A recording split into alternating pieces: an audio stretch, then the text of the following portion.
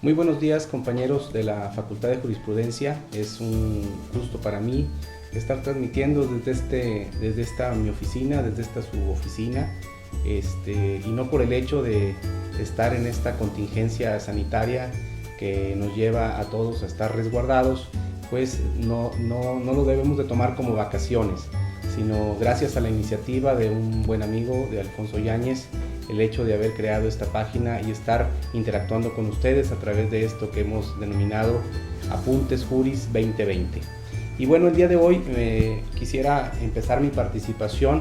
Espero que este no sea el único, sino que sea el primero de varias aportaciones que estemos haciendo y realizando con ustedes. Vamos a hablar de un tema que pues obviamente es importante y que bueno, en mi profesión como abogado, como notario, pues es algo que constantemente se pregunta, no solamente por parte de particulares, sino también de abogados. ¿Por qué se paga tanto cuando se realiza una escritura? Y es precisamente cuáles son las contribuciones que se generan en una operación de carácter inmobiliario, es decir, por ejemplo, en una compraventa, ¿verdad?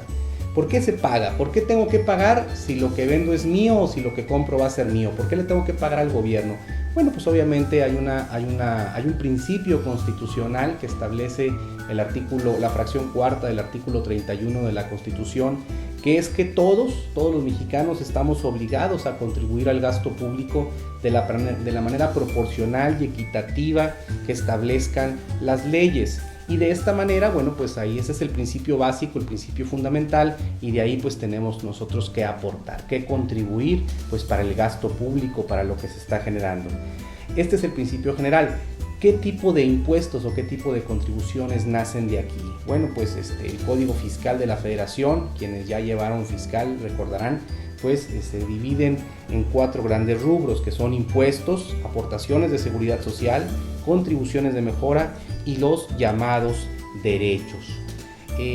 También, así muy rapidito, recordando, para que ustedes luego allá en casa se pongan a leer un ratito, ¿cuáles son los elementos del impuesto? Bueno, pues los elementos que tienen un impuesto a saber son 5, que es el objeto, los sujetos, la base, la tasa y el periodo de pago. Estos son los elementos que establece el impuesto. Y volviendo un poquito al tema, ¿qué tengo que pagar cuando compro o cuando vendo un inmueble? Cuando compro una casa, cuando vendo un terreno, cuando vendo un local comercial, etcétera. Bueno, pues obviamente tienes que pagar, además de lo que te cuesta esa casa, pues tienes que pagar impuestos y derechos. ¿A quién o a quiénes les debo de pagar? Pues vamos a pagar impuestos obviamente a la federación, porque hay impuestos de carácter federal. Hay impuestos locales y en este caso le tienes que pagar al estado y también al municipio. ¿Cuáles son? Bueno, pues aquí vamos a hacer una división entre los impuestos que debe pagar o las contribuciones que debe pagar el comprador y las contribuciones que debe pagar el vendedor. Sí, así es, también el vendedor tiene que pagar. Dices, pero ¿cómo voy a pagar si yo soy el que estoy vendiendo? Bueno, pues también hay que pagar y vamos a ver cuáles son. Bueno, nos vamos primero con el comprador y vámonos por el origen, por los digamos, hacia en la división, vamos a irnos de abajo hacia arriba, pues hay contribuciones municipales. Cuando se compra un inmueble y se va a registrar, obviamente se tiene que registrar tanto en catastro como en registro público, hay un impuesto local, un impuesto que establece el Código Financiero Municipal, que es el llamado Impuesto sobre Adquisición de Inmuebles, o mejor conocido como ISAI por sus siglas, el Impuesto sobre Adquisición de Inmuebles. ¿Cuál es el objeto de este impuesto? La adquisición de un inmueble. Cuando tú adquieres un inmueble, te pones en el hecho imponible de pagar esta contribución. ¿Quién es el sujeto? El sujeto es quien adquiere, ¿verdad? ¿Quién es? En principio, pues obviamente, es el comprador, aunque existen ficciones que le llamamos ficciones de derecho tributario, que también establecen que también el que posee, el que usufructúa, etcétera, también paga un inmueble. Incluso cuando se registra a través de una figura de la cual se abusó mucho, que fue el poder irrevocable, vemos como también cuando vamos al municipio, pues también ahí se considera que hay un traslado de dominio y se paga el impuesto sobre adquisición de inmuebles. Esto obviamente es una ficción jurídica de derecho tributario, que también es tarea para que ustedes se pongan a leer por ahí qué es una ficción jurídica. ¿Cuál es la base del impuesto? O sea, ¿sobre qué pago? Bueno, pues obviamente sobre el valor del inmueble. Y aquí tengo que tomar en consideración cuál es el valor más alto entre el valor catastral, porque la autoridad municipal ya le establece previamente un valor a ese inmueble, o el valor de la operación. Por ejemplo, si un terreno tú lo compras o lo llegaras a comprar en 100,000 pesos, por así decir, y el valor catastral es de 90,000 pesos, bueno, el cálculo del impuesto sobre adquisición de inmuebles se va a realizar sobre el valor más alto, que en este caso es el valor de operación. Sin embargo, si tú adquieres un terreno en 50,000 pesos, por así decirlo, aunque no creo que haya terrenos de 50,000 pesos, y el valor catastral es de 80,000 pesos, bueno, entonces el cálculo del ISAI se hace respecto al valor catastral. La ley establece, el Código Financiero, que la base del impuesto es el valor más alto entre el valor catastral y el valor de operación. ¿Cuál es la tasa? Y si se fijan, ya vamos con los elementos del impuesto. Ya hablamos del objeto, ya hablamos del sujeto, ya hablamos de la base. La tasa, el cuarto elemento del impuesto. La tasa es el 3% sobre la base, es decir, el 3% del valor de operación o del valor catastral, ¿sí? De esta manera, si tú haces un cálculo, si el inmueble te cuesta 1,000,000 de pesos, pues el 3% pues son 33,000 pesos de ISAI. ¿Y cuándo? El último elemento del impuesto, el periodo de pago. ¿Cuándo debo de pagar este impuesto? Bueno, la ley, el Código Financiero Municipal nos establece que el impuesto sobre adquisición de inmuebles debe de cubrirse dentro de los 15 días siguientes a que se realizó el acto, es decir, a que se firma la escritura, y se tienen 15 días para pagar este impuesto. ¿Es todo lo que tengo que pagar, señor notario? Pues no, fíjate que no. Hay algunas otras contribuciones y derechos que se tienen que cubrir en el municipio, que es, por ejemplo, de la revisión, cálculo y registro de ese traslado, algo que se conoce como derecho de traslado. Se paga, hay una cuota fija que establece la ley de ingresos del municipio y que año con año pues va variando. Hay una certificación de planos. Cada vez que se ingresa una escritura hay que ingresarla con el plano donde se establecen las medidas y colindancias y sobre todo en dónde se localiza el inmueble. Bueno, también se certifica esos planos y sobre este bien se realiza un avalúo previo que tiene una cuota fija y un avalúo definitivo que es el 1.8 al millar respecto del valor catastral. Además, todos estos datos se constituyen en una hojita que se le llama forma de ISAI, que también tiene un costo. Y estos son los impuestos y los derechos que el comprador paga en el municipio. No son todos los que se pagan, hay adicionalmente algunos otros más, y son precisamente los derechos de registro público. La ley del registro público establece que por la inscripción de un traslado de dominio, es decir, cuando una persona le vende a otra y hay que registrar la escritura, pues también hay un derecho que se causa en el registro público a partir de este año a través de algo que se llama servicios telemáticos. También ahí está en proceso el registro de cambiar a ser un registro electrónico y también se pagan derechos. La tasa es variable en función del valor también del inmueble y bueno, pues nos remitimos a la ley de Hacienda del Estado y a las disposiciones que año con año emite el Congreso del Estado y el propio gobierno del Estado para poder determinar cuál es lo que se causa. Entonces hablábamos que ya habíamos cubierto los impuestos estatales, los impuestos locales, lo que se paga al municipio, lo que se paga al Estado, ahora lo que se paga a la Federación. En el caso del comprador, si el inmueble que se está adquiriendo no es una casa habitación, es una construcción distinta al uso de casa habitación, se tiene que pagar IVA, impuesto al valor agregado, por lo que hace a la construcción.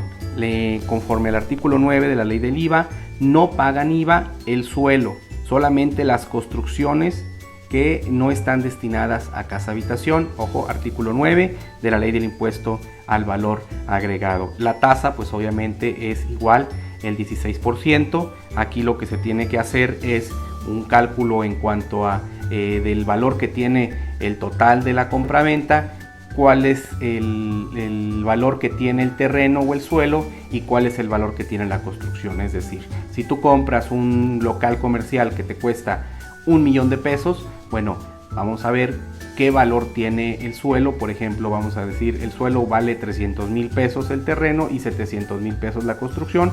Bueno, sobre 700,000 pesos se calcula el impuesto al valor agregado, el IVA. Oiga, notario, ¿y es todo lo que tengo que pagar porque ya no me quedó para comprar? Pues no, fíjese que no, comprador. También puede usted o puede ser sujeto al pago de impuestos sobre la renta por adquisición. ¿Cómo es esto? Bueno, cuando dice el artículo 130 de la ley del impuesto sobre la renta, que cuando se adquiere a un valor menor del mercado respecto al bien, pues estás sujetándote, te estás enriqueciendo y entonces tienes que pagar un impuesto sobre la renta por la adquisición. Es decir, si tú compras una casa que te la venden en 500,000 pesos, pero esa casa vale 1 millón de pesos, de principio dices una ganga. Pues sí, una ganga. Sin embargo, ya estás incrementando tu patrimonio y tienes que pagar, conforme a la ley del impuesto sobre la renta, repito, artículo 130, un impuesto sobre esa diferencia que existe entre el valor de mercado y el valor en que tú adquiriste. Y obviamente la tasa es del 20% sobre el ingreso, sin derecho a deducciones. Es decir, pues es tantito elevada. Entonces ya ves que no fue tan ganga el hecho de que hayas comprado una casa en un valor muy por abajo. Esto lo digo porque, amigos estudiantes, luego cuando andamos en los juzgados, cuando hay por ahí casas que se encuentran en remate y decimos, oye, es que fíjate que en remate la casa estaba muy barata y una casa que vale 1 millón de pesos, la están rematando en 600, pues ya le gané. Pues ojo, hay que calcular siempre el impuesto sobre la renta por adquisición. Y ahora sí, estos serían, digamos, además de los honorarios que tienes que pagar al notario, estos son los impuestos que genera el comprador. Vamos ahora con el vendedor. El vendedor, ¿qué impuestos tiene que pagar el vendedor? Bueno, pues el vendedor en principio tiene que pagar el impuesto sobre la renta, pero hay ocasiones en que tiene que pagar el ISAI. ¿Cómo es esto si el que adquiere es el comprador? Bueno, decíamos que había algunas ficciones jurídicas de derecho tributario. Cuando el vendedor lo hace a través de un poder de dominio irrevocable, el código financiero lo toma como si fuera un traslado de dominio y ahí tienes que pagar un ISAI. Cuando se cancela el usufructo que tiene alguna propiedad, cuando se cancela la reserva de dominio, depende de cómo se adquirió, o cuando hay una venta por sucesión, es decir, cuando vende el albacea, a veces no tienes que terminar el juicio, vender el albacea y los herederos, pero tienes que pagar el traslado de la sucesión, que en el caso de Saltillo pues está a 0 pesos, pero hay municipios en donde tienen el 1%, etcétera. Para esto hay que irnos siempre a cada ley de ingresos de cada municipio donde estemos, porque recordemos que aquí rifa la ley de ingresos de cada una de las entidades. ¿Qué otros derechos tiene que pagar el vendedor? Bueno, pues, tratándose también de derechos de registro público, si se trata de que está pagando con está realizando la compraventa con un poder irrevocable, también tiene que inscribirlo, obviamente le correspondería a él cubrirlo. Si se va a registrar la cancelación del usufructo, la cancelación de alguna hipoteca, gravamen o limitación, también se tendría que registrar. Y también, por ejemplo, cuando se hace, decíamos en el supuesto anterior, la venta por el albacea. Ahora sí viene el impuesto importante, el trascendente o el que casi siempre le cubre al vendedor, y es el impuesto sobre la renta por enajenación.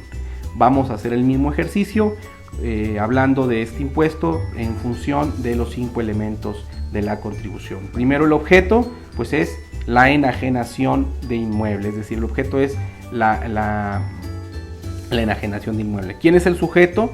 Quien reciba ingresos por la venta, es decir, quien incremente su patrimonio por el inmueble. ¿Cuál va a ser la base? La base es la ganancia que se obtiene de restar al ingreso las deducciones autorizadas por la ley. Y la tasa varía creciente hasta la base del 28% sobre la base gravable, y el periodo de pagos es 15 días posteriores a la fecha de la escrituración.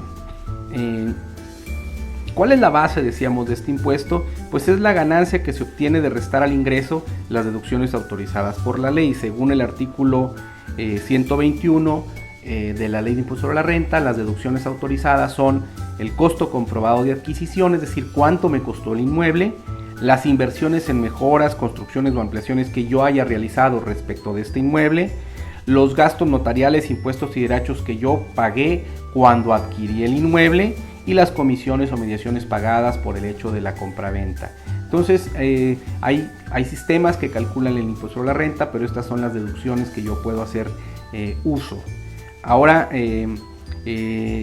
lo que ordinariamente se hacía o lo que se hace en notarías es cuándo adquiriste, según la escritura, según la fecha de la escritura, y cuánto te costó y en cuánto estás vendiendo.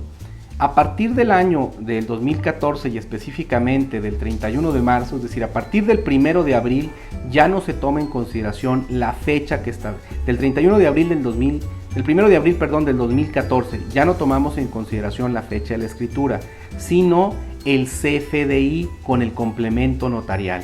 Y esto es algo que establece la Ley de Impuesto sobre la Renta. Los notarios estamos obligados, cuando una persona física vende un inmueble, a extenderle al comprador la factura y establecer el complemento notarial que establece cuál es el valor de adquisición. Esto es lo que se toma en consideración para tomar deducción o para tomar la base para el impuesto sobre la renta por enajenación de inmuebles. ¿Hay exenciones al impuesto sobre la renta por enajenación? Sí la hay. Obviamente es la exención de venta de casa habitación. Esto lo regula el artículo 93 en su fracción 19A, y nos dice que la venta de casa habitación se encuentra exenta y que una persona tiene derecho a deducir por lo menos una venta cada 3 años. Entonces la persona puede decir: oye, es mi casa habitación, no he vendido ninguna en los anteriores 3 años, exentan. ¿El notario tiene que creer simplemente que es la casa habitación? Pues no, hay que comprobar. ¿Cómo se comprueba? Según el reglamento de la Ley de Impuesto sobre la Renta, nos dice que para demostrar que es mi casa habitación, yo tengo que cumplir por lo menos alguno de estos elementos. Uno, que la credencial de elector, del vendedor, tenga ese domicilio. Que los comprobantes de pago de energía eléctrica o de telefonía fija, es decir, de CFE o de Telmex, si no es Gol, porque pues es la única que hay, chavos, tengan ese domicilio ahí, o estados de cuenta de alguna institución del sistema financiero, es decir, si yo tengo una tarjeta de crédito, una cuenta del banco, bueno, pues que los estados financieros me lleguen a ese domicilio, y de esta manera yo demuestro que esta es mi casa habitación, ¿sí? Obviamente la casa habitación tiene un tope, la deducción de casa habitación. Esto no existía, pero obviamente en la Ley de Impuesto a la Renta se estableció un tope, y este tope es de hasta 700,000 UDIs. Obviamente cuando se hace el cálculo nos metemos a ver cuál es el valor de la UDI. Ahorita más o menos estaba haciendo un cálculo, era 6.48 en pesos o no, estamos hablando de 4.500.000 pesos aproximadamente al día de hoy que se pueden exentar. Si tú vendes una casa que tiene un costo de una operación de 5 millones de pesos, tu casa habitación 6 millones de pesos, bueno, nada más puedes exentar hasta las 700,000 UDIs, y posteriormente por el resto se hace el cálculo ordinario del pago del impuesto. Obviamente los comprobantes a los que hicimos referencia, la credencial del comprobante de la luz, o el comprobante de teléfono, o los del sistema bancario, deben de estar a nombre del contribuyente, es decir, de quien está vendiendo, de su cónyuge, de sus ascendientes o descendientes en línea recta. Esto ustedes ya saben lo que es un ascendiente o descendiente en línea recta: abuelo, papá, hijo, sobrino, nieto. Descendiente o ascendiente en línea recta no habla de limitación de grado, ¿sí? Entonces, pues estos son los impuestos. Haciendo una recapitulación, recordemos que cuando se hace una compraventa de un inmueble, se tienen que pagar impuestos federales, impuestos locales, impuestos federales, impuestos y derechos locales, estatales e impuestos y derechos municipales. Espero que esto sea de ayuda para ustedes, de utilidad para ustedes. Yo los invito a que le den un repaso obviamente al Código Financiero Municipal, a lo que establece el capítulo del impuesto sobre adquisición de inmuebles, al Código Fiscal de la Federación, que nos habla por ahí en el artículo 2 de cuáles son las contribuciones. Acuérdense del principio constitucional de la fracción cuarta del artículo 31 de la ley del por qué pagamos impuestos. Y obviamente la ley del impuesto sobre la renta, que es muy importante. Las deducciones se encuentran ahí en el artículo 93 y bueno, pues que sea de gran utilidad. Esperemos jurisprudencia, esto sigue y vamos a continuar en estas pláticas. Muchas gracias.